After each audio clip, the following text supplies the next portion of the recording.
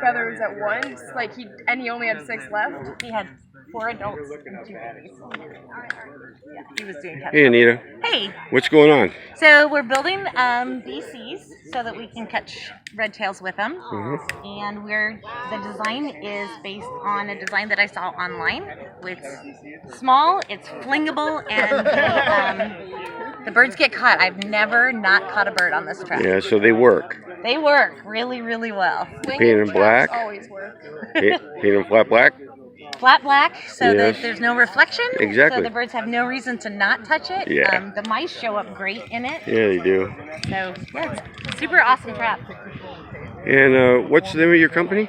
The Falconry Experience. The Falconry So it is Experience. the Falconry Experience. Yeah, okay. Well, thank you. I'm going to look around and see what these guys are doing. Awesome. Okay, thank you. Hi, you.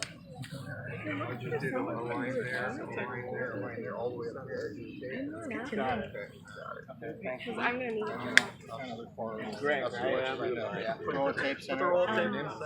My bird store closed.